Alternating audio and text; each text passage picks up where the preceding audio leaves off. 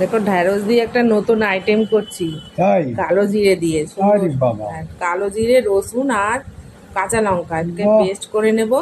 Paste হ্যাঁ, করে নিয়ে নিচ্ছি। এবার এবং ঢ্যাঁড়সের মধ্যে ম্যারিনেট করব।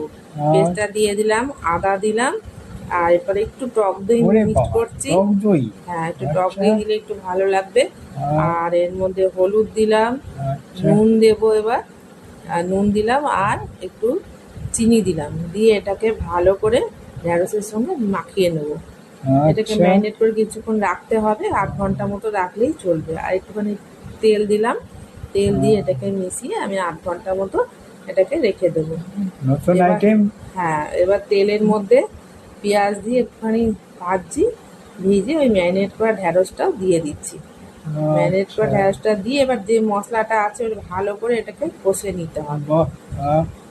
এটাকে আচ্ছা, কষে নিলে সুন্দর মানে জিনিসটা হবে আর কি, তরকারিটা। এটা আচ্ছা, প্রথম করছি, আশা করি ভালোই হবে।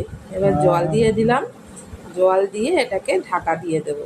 যতক্ষণ সিদ্ধ না হচ্ছে এটা হতে থাকবে। আমার জলটা কমে গেছে, সিদ্ধও হয়ে গেছে। এবার আমি এটাকে নামিয়ে দেবো। বাহ!